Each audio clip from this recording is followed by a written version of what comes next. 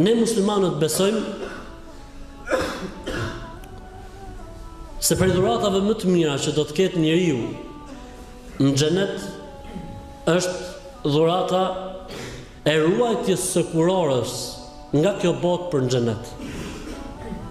Për këtë arsye dhe Islami i kushton shumë rëndësi jetës bashkëshortore,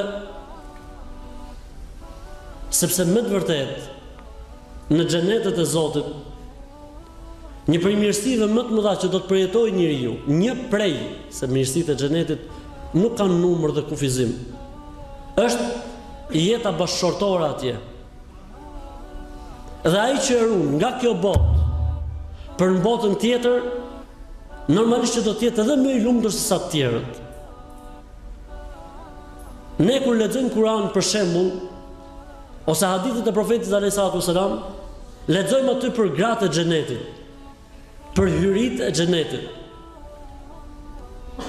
Ti je i sigurt se një grua e kësaj bote, nëse fiton xhenetin, është më e mirë se sa me mira dhe me qindra mira gratë xhenetit.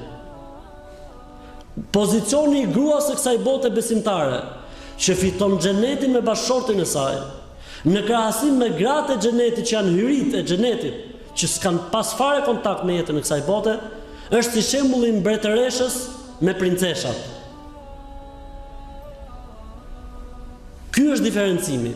Për këtë arsye dhe Islami kushton shumë rëndësi ruajtjes së familjes, ruajtjes së nikahut dhe celebrimit dhe kurorës martesore, sepse ne shpresojmë që të jemi me gratë tona në xhenetet e Zotit.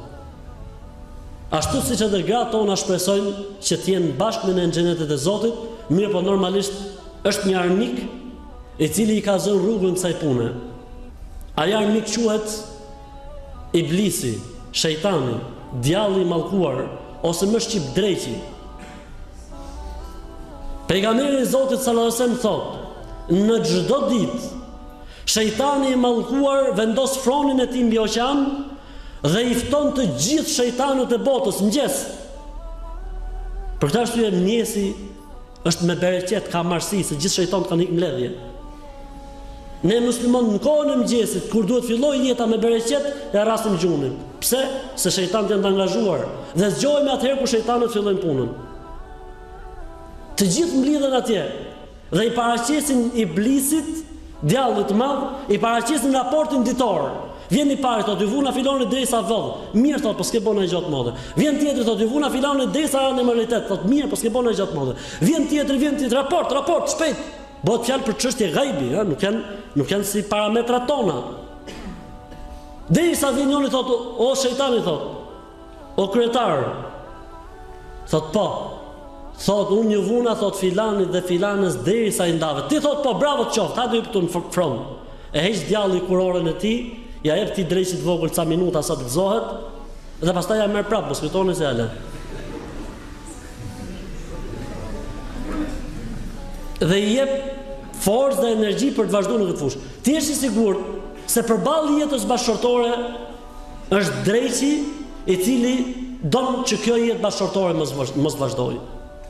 Prandaj ti duhet të kesh parasysh si burr, si bashkëshort, dhe ti duhet të kesh parasysh me motra ime, si bashkëshorte, se dreqi ju ka fut kësaj rruge me shumë seriozitet. Prandaj duhet të kesh parasysh këtë fakt gjithmonë. Mos kujto se djalli flen gjumë. Mos kujto se flen gjumë. Prandaj, nëse ka diçka që nuk shkon, mund të jetë edhe ngacmimi i Iblisit.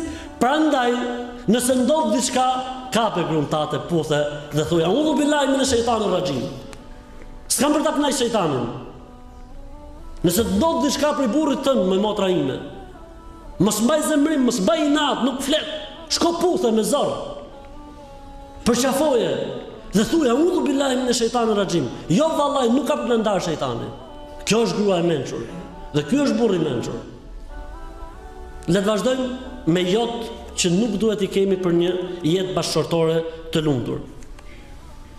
Serioziteti, ngrysja e vetullave, bashkimi i vetullave nuk bëjnë dobi në jetën bashkëshortore. Nuk zgjidhin problem. mund të jeni laç në momente të caktuara, ama nëse kjo bëhet tradit, atëherë nuk je i suksesshëm dhe nuk mund të ketë lumturi. Jo, larg xhelozisë së urryer. Ka xhelozi të pëlqyeshme në Islam, por ka dhe xhelozi të urryer. Xhelozia e pëlqyeshme është ajo xhelozi që ka çdo mashkull, çdo burr për bashkëshorten e tij, absolutisht, për familjen e tij, për fëmijët e tij. Dhe urryer është ajo lloj xhelozie për të cilën njeriu nuk ka argumente dhe fakte. Thjesht xhelozon, bëhet me vezvese. E ky pastaj është smur mendor. Po kjo gjë mund ndodhi edhe ke krau tjetër. Isha një ditë me një vëlla, çdo 3 minuta merrte gruaja në telefon. Derisa një moment tha, "Mama, hoç ta përgjigju ti tha." Që të besoj që jam me hoxhën. Kjo është problem pastaj. Kjo nuk quhet xhelozi e pëlqyer, por kjo quhet xhelozi e smur, e cila nuk mund ta bëjë jetën bashkëtorë të lumtur. Jo të ngrënit vetëm. Do ta njëoni për shkun ka të bëj shumë. S'ka kuptim që bashkëshorti të ushqehet vetëm ose bashkëshorta të ushqehet vetëm. Të presin njëri tjetrin, të ushqehen me njëri tjetrin. Edhe nëse ka ngrënë, s'ka gjë, bëj sikur se Zoti i Madh do të shtojë dashurinë mes tyre. Tani na bëni Allah për këtë fjalinë, jo larjes në dush vetëm. Absolutisht. Ishte pejgamber Muhamedi alayhis salatu wasalam. Thot nëna e besimtarve, sa herë që la ilahe shë me mu, sallallahu alaihi wasallam. Dhe loznin aty në dush. Lagnin njëri tjetrin, loznin me ujë. Ky ishte Muhamedi sallallahu alaihi wasallam. Pse duhet kemi turp ne me thonë një gjë të tillë? Pse muslimanët nuk duhet krenohen me figurën më të lartë që ka parë historia e njerëzimit, edhe në jetën e tij intime bashkëshortore, sallallahu alaihi wasallam.